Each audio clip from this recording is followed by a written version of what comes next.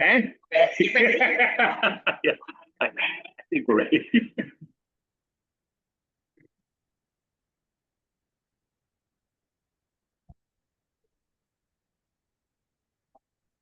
What are those? Well, really, it's up to you. We can do it together, or keep an eye on making sure I don't miss something. We just got to move the video. It's camera.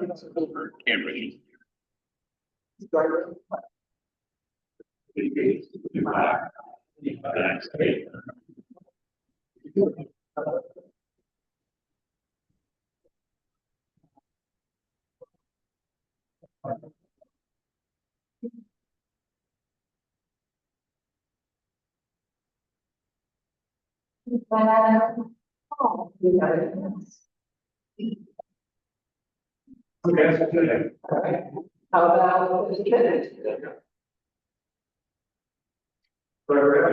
This body of their terrible. Yeah.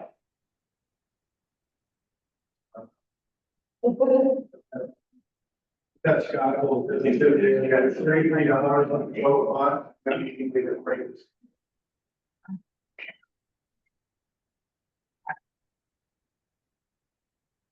416-908. Yeah, I'll remember. Thank you. You want to wonder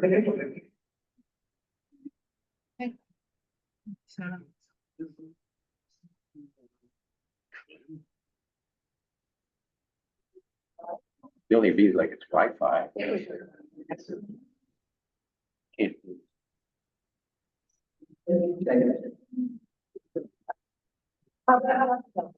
Anybody have?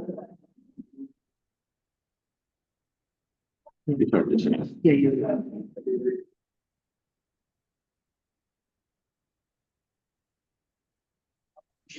Folks, we're working on audio. It seems like it's Have a coming happy through the hour to laptop. present because today's election day. For those who may be unaware, the polls close at 8 p.m. tonight. If you have any questions on where your polling location is, please check the county website, or you can certainly call the elections office. But again, staff have worked really hard this year to improve our efficiencies and continuing to improve the quality of the elections on election day. So thank you very much. Thank you, Scott. Anybody else have a happy dollar? All right, Lydell.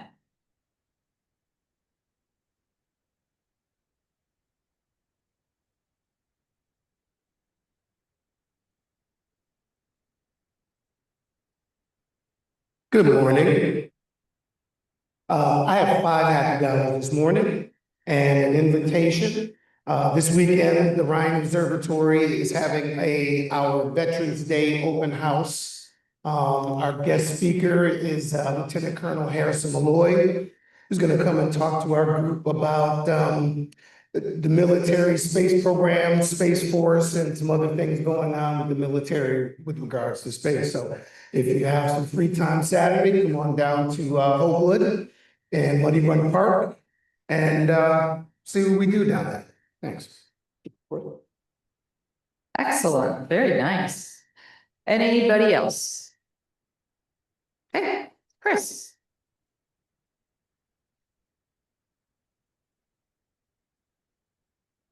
Good morning.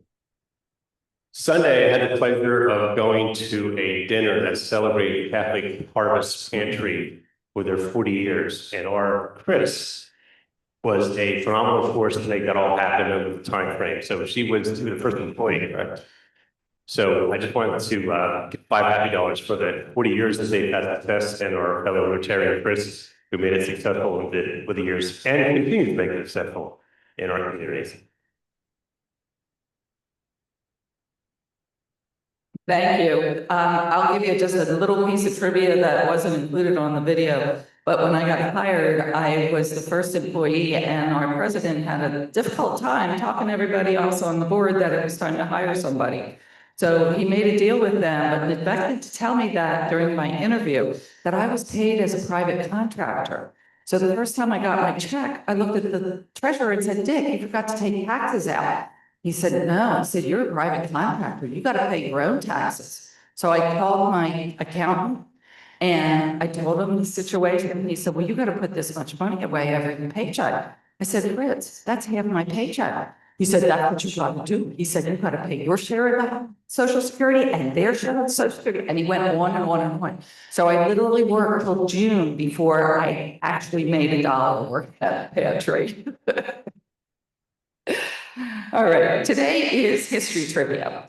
The entrance to King Tut's tomb was discovered in Egypt on this date in 1922.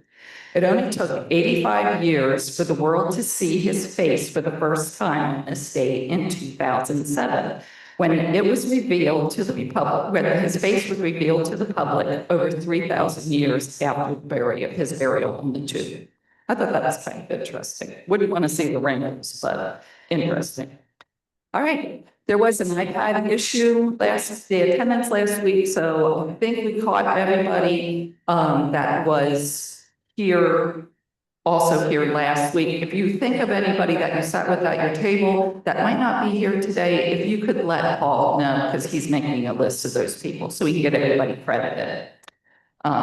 I do want to thank the Rotarians who helped last week for that Cup of Harvest food pantry. It was nice for first timers. Lou Laverton and Andy Ryan came out. Chris Izzo came out along with his friend Kevin. So we had a really good time. Did a great job, got everybody in and out, everybody picked up, so it was great. Today is Thanksgiving collection, up to over 1,700 registrations, so I need gravy, gravy, gravy. I can tell you Aldi is definitely sold out because my guys found that it was the cheapest place to buy it in town, and they have bought every packet of gravy in the 3-store area for Aldi, so don't go there. I'm looking for help, especially with delivery teams. I need about 50 teams on Saturday, November 22nd. I have a couple. I'm also looking for small groups. So if you have a soccer team, if you have, a Girl Scout troop, your granddaughter is in a Girl Scout troop. I have some of the high rises that have anywhere from 30 to 50 residents residing there that have requested a meal. So I am looking for help with that. Deliveries are done on Saturday and Sunday that weekend before Thanksgiving. If you want to gather your family, it is a great way to introduce children and grandchildren to the art of volunteering and the pleasure of volunteering. So that would be very well appreciated. You can go to yourgiving.com and click on the volunteer tab to sign up. All right. Other announcements are the Rotary Foundation dinner. I'm almost done talking about that one. It is Saturday, November the 15th. You can sign up, I'm sure still. And our holiday party is Sunday, December 7th at Todd and Dawn King's. We'll start getting a sign-up sheet on the table as you enter in. So, all right. I think we are ready for our speaker. Anybody else have any announcements first? Okay, Jeff, you want to come up and introduce?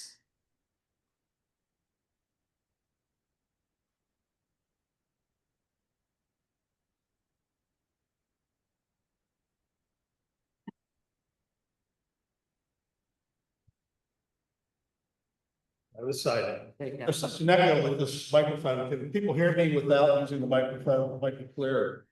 Can you hear me? All right.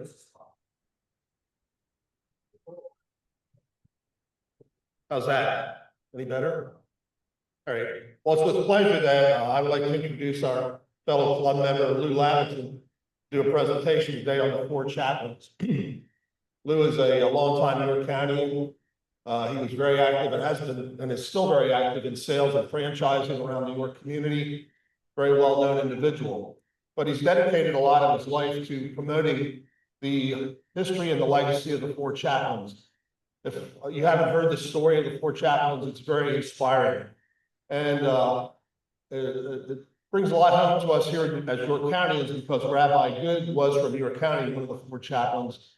And his legacy here in the York community goes well beyond what happened on that fateful day. So with that, I'd like to introduce Lou, and he's going to give us a great presentation this morning. So welcome, Lou, and thanks for doing this for us. Thank you.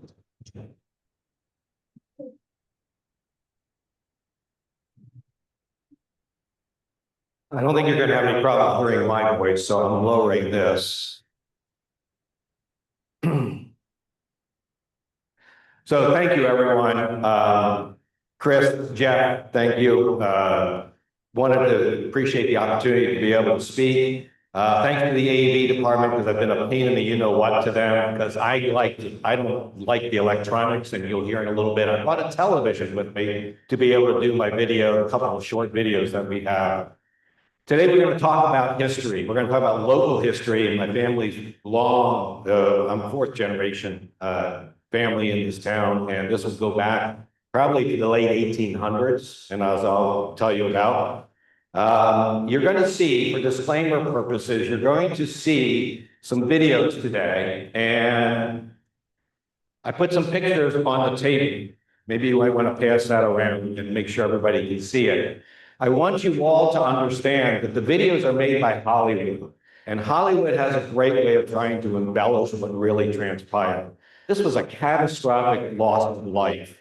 And what they do is they show all these lifeboats, they show these wonderful ships that just sink very quietly under the water.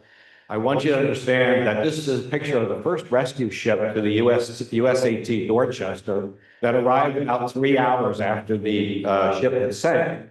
And as you can see on that deck, this is the actual photograph, everything is covered in ice. What you will see on the videos show 6 or 8, 10, 12 lifeboats with people sitting nicely organized into the lifeboats. It's not the way it happened. It's not the way it happened. So be prepared when you see the videos. I want you to remember this photograph that you've got in front of you because it was cold. The water was 34 degrees. The winds were high. The seas were high. It was a rough trip that these people made. So be prepared for that. Also, we have to do a social media picture, which I'm sure we will do. And I'm just going to do that right now. So now you know why I asked for extra time. So just bear with me. Nothing's complete today without a social media presence. Does anybody object to having their pictures taken? Oh, well. And now you can't get it to work. There we go. Oh. Okay, everybody, say hello. And of course, I pressed the video rather than the photograph. There we go. Now we got it. Thank you.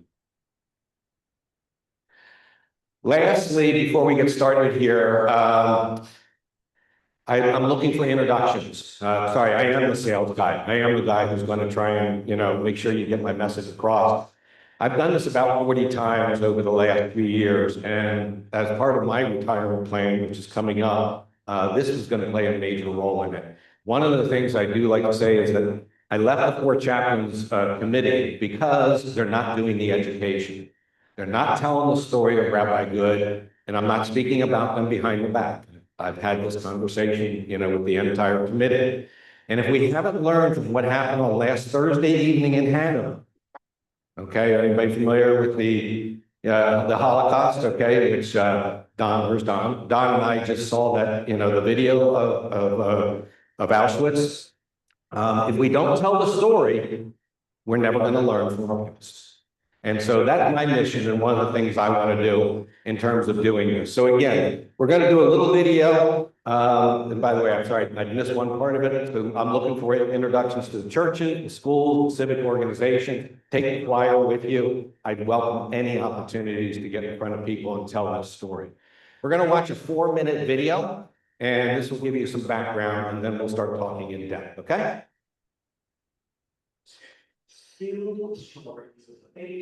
Sound good? Each one truly on the 1943, Al transmission to the quiet Indians way, shot.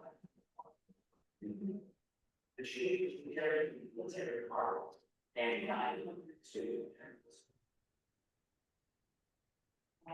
and one a Nazi submarine targeted the ship, fired a torpedo into its hull. The explosion killed many men and trapped others below deck. The ship sank in less than 30 minutes, and its 2 escort ships were only able to rescue 231 survivors. While the ship sank, 4 military chaplains rose to the occasion and became heroes, calming the survivors and distributing life jackets.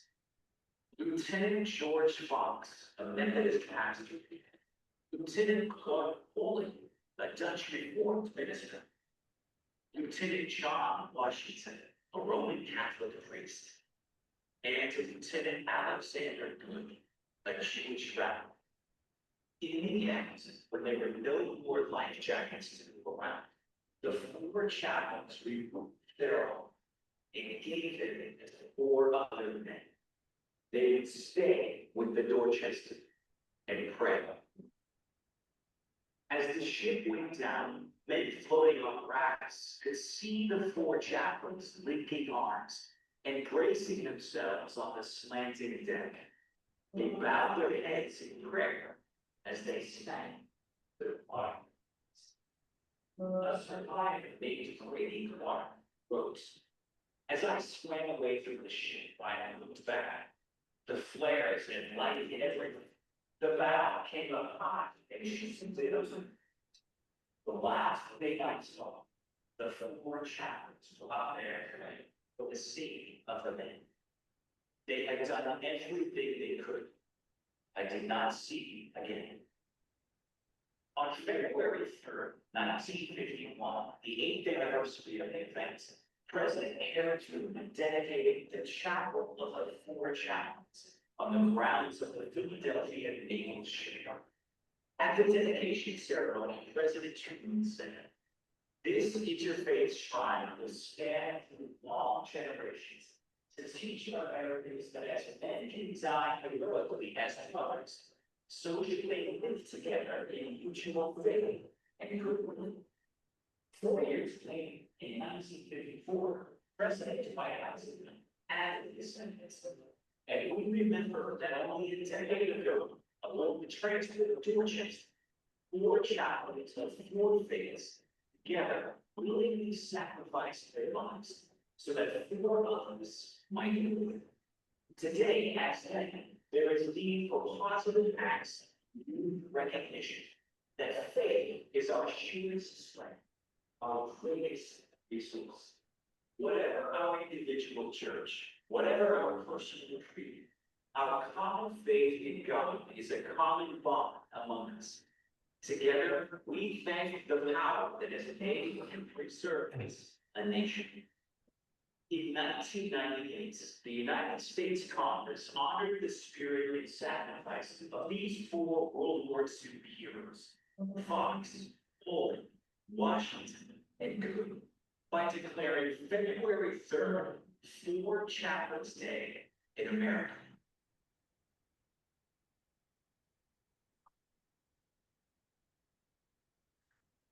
Just keep in mind, this story starts 83 years ago. And think about how ahead of his time Rabbi Good actually was as I start to tell you the rest of the stories that come through. So today we're going to talk about Alexander Good, Rabbi Alexander D. Good, and we'll talk about the 4 Chaplains Memorial Prayer Breakfast, which is a 34-year tradition in New York. We currently, I say we, they currently raised about $12,000 per student, which is 4 students, for scholarship and getting education beyond high school. We have trouble, believe it or not, trying to get people to apply for it, as in many grants that are out there. But every year, 4 students get $12,000 or a total of $3,000 a year for a total of 4 years, and it certainly has helped. Barry Friedland is a popular guy here in town. If anybody knows who he is, that's his daughter, who won about 20 years ago, and she went on to become a doctor. So that's how we profiled that picture. So that's me, and I've been with the Chaplains, I co-chaired the event for 10 years, been on the committee for about 20. I served as president of Temple Beth Israel, JCC Board of Directors. Anyone in here know Alan Danishak? Remember Alan? Thank you. Okay. So I did a tribute to him the year he passed away. And I love this story because this was Alan Danishak. Before we had PDAs, before we had computers, before we had anything except for a piece of paper or Post-it notes, he would take a Post-it note, write a note down, and slap it to his top. And then by the end of the day, he'd have all these Post-it notes. His kids, his daughters were sitting in the audience at that particular time, and I did hit a nerve with them. But he was such a wonderful individual, and I'm trying to follow in his footsteps, and those are some pretty big shoes to fill, let me tell you. So here's the why. Why me? Why am I doing this now? I always think that's an important part of the equation. This is my great uncle, great grandfather, Louis Laverton. Now, I told this story to Dallastown High School, and I used the name Laverton, and I realized everybody's looking at me going, well, we don't know what that means. Everybody hear of CFR? Consolidated Scrap Resources? That started out as L. Laverton Sons, okay? In 1897. We sold out in 1981, but Louis Laverton had 5 sons, and all were involved in the business because the girls and 2 daughters were not allowed to be involved in the business back at that day. And then if you ever want to have a sidebar story, 4 of his sons didn't marry non-Jewish. Now, back in the 50s, that was definitely, ostracized, you get thrown out. One of the brothers did get thrown out of the business because they came from the old country, and that's what the Orthodox Jews did back then. But he was also the first president, first founder of the Jewish Community Center. He got started actually in 1910. They incorporated in 1929. He was the first president. My Uncle Ben, who was a pretty civic leader, he was also part of the York Plan during World War II. You see what I'm going to try to do here. I'm trying to tie all this in into why I'm doing this. So my Uncle Ben really took the business, big time, and actually was part of the York Plan. And he served as president of the JCC for 14 years during World War II, all the way up through the 50s. And then came back in the early 60s for a 2-year stint. And he had a huge integral part of funding the new building on the JCC up on Hollywood Drive. I'm not saying this is brag because I didn't inherit the family money. It's humor. Okay. All right. I didn't inherit the family money, but the Laverton family, between Ben and Sam Laverton, his office was at 256 West King Street. Anybody? Does that sound familiar to anybody?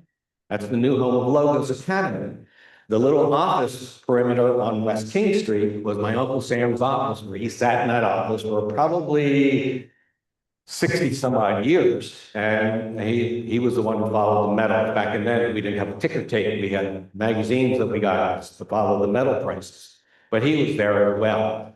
And now I'm just bragging because that's my daughter. And my daughter served as president of the JCC in 2016 to 2018. Below or up here is my grandson, my great-grandson, not yet, my grandson. And he is now the 6th generation of our family to be a member of the JCC.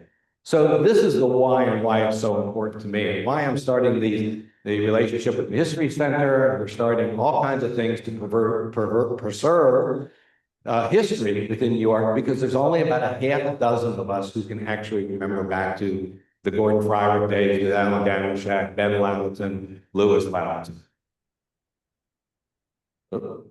This is the chapel of the 4 chaplains, which is down in Philadelphia. It's at the shipyard. Right here is Bill Kamer. He's the executive director. And this is Paul Freed, Rabbi Alexander D. Good's son-in-law. At 85, he can out-hustle the rest of us very easily. And don't ask him if he can pick him up or take him anywhere, because he ain't gonna let that happen. But he does come to our breakfast, and he is a wonderful support person for the entire program. That is a life vest from, or a life preserver from the Dorchester.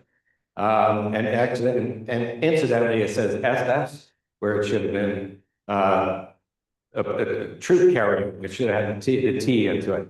Yeah, okay. And this is the shirt that I like to wear whenever I do the program. So this is the story of the four chaplains and their impact. But let's talk about how it hits local, or let's talk about one other aspect of this. In 2018, and I was part of the steering committee on this, we needed to bring in another interesting story. Charles Walton David Jr. It says petty officer, and that's what it says in the book, and it's really a mistake there, but I wasn't going to correct the author. He's a ship steward, because in the 40s, in World War II, blacks were not allowed to, they weren't soldiers. You know, they got everything but. So he was a cook. But I want to tell the story, because this is the unknown story that we call the Five Immortals, and what it's all about in terms of why, yes, Rabbi Good did some interesting thing, and so did the other chaplains. But wait till you hear the story of how this all ties together. And he is being recognized at the new Veterans Park, by the way. He is now the fifth plaque that's going to be down there. And I say that I have a big smile on my face because I was a part of that, and I think it's an important part of the story to tell. In 1943, another book. That's the story more than 900 soldiers. Surviving the torpedo attack in these British bombers in winter would require a miracle. And the sacrifice of the men became known as the immortal Chaplains. Their celebrated true now is being joined for the first time by the largest detailed school in the hero, Charles Walton David Jr., a young black petty officer who started playing traveling with the Dorchester. Charles really died in the election war of again, even with the missing to try and rescue the men Chaplains that inspired to never give up. Page 2 is inspired. He was the one who was the most knowledge narrative of the five fearless heroes, the sinking of the Dorchester, and an awe-inspiring recipe.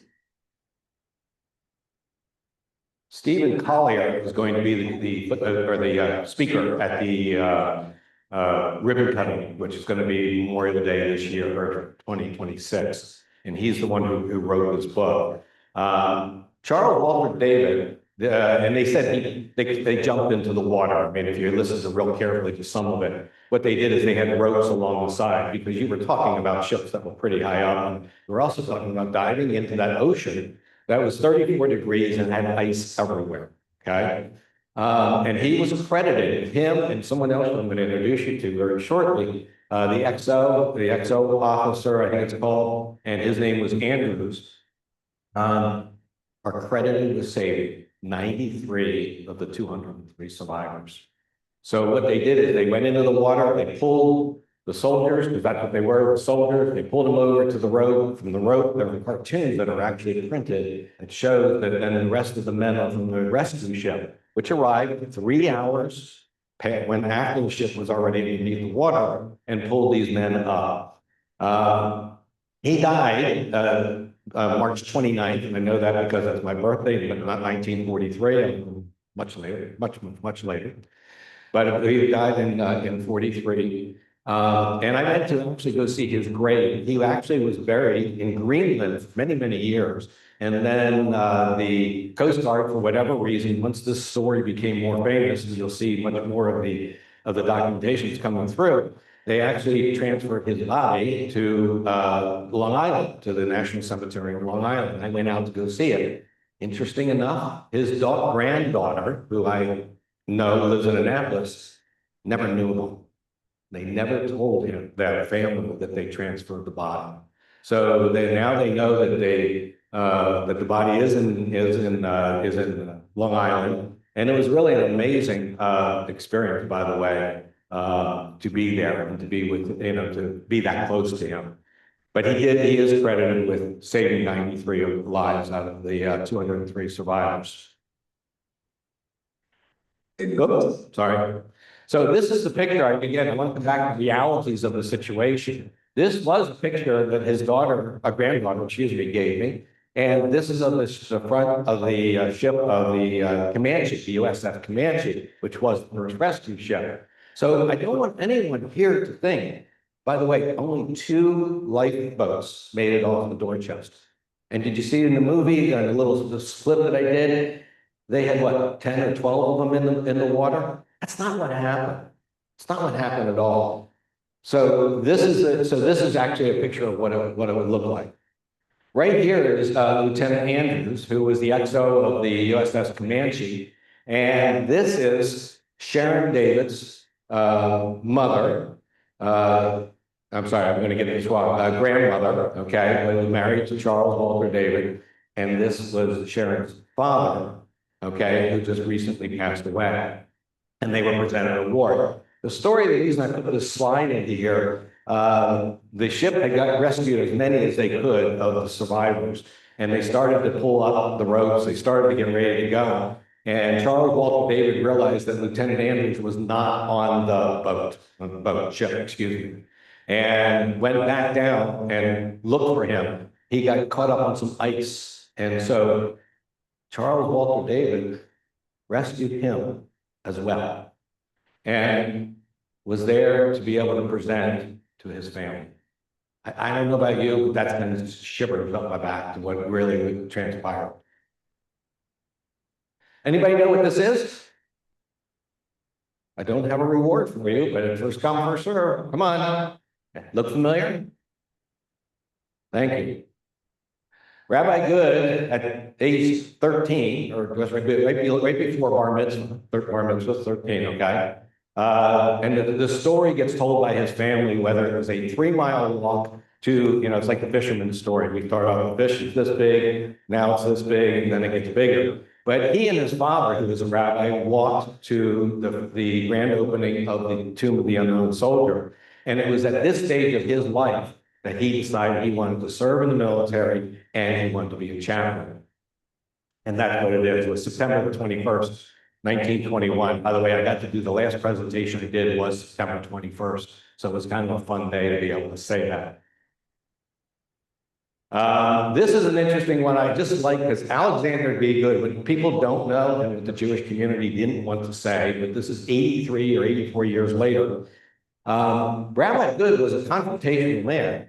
And I'm going to show you a couple of things that he's created and that still exists today. He got denied from the army. We don't know why he was denied from the army. But in a letter that he wrote to the army headquarters when he wanted to try to enlist again, he wrote, "One more, may I ask you to consider my application for overseas duty. If I am being too fresh and requesting, then slap me down." When I first saw that, and I understood why, and here I'm sharing it with you, he was fired from Temple Beth Israel because of his policy that you're going to learn about right now. This is 83, well, actually more like 87 years ago, that the things that he created, and let's see how they relate to today. I'll go back to one other slide. Bill Kane, anybody know Bill Kane? He was an attorney here. He is an attorney here in town. Okay, see, and again, this is why history needs to be taught. Bill Kane is an attorney here in town, and one night, I don't know if anybody's like me, but you can't sleep at night, so you're surfing on the internet, and I'm looking at Facebook, and all of a sudden, I see these pictures, and I see this guy standing right there, and that's my father. So I found the picture online. I got to George Kane. I sent him an email. I mean, I did the whole thing, probably 2 o'clock in the morning. He thought there was a nutcase going on. But anyway, and there's another name in here that you may recognize too, Bob Erdos, Danskin. So interesting. This is a Boy Scout troop, and I think I did say my dad was 1 badge away from being an Eagle Scout. But this was Rabbi Good's Boy Scout troop.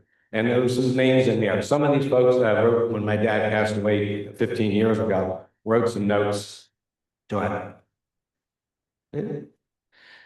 What's interesting about this?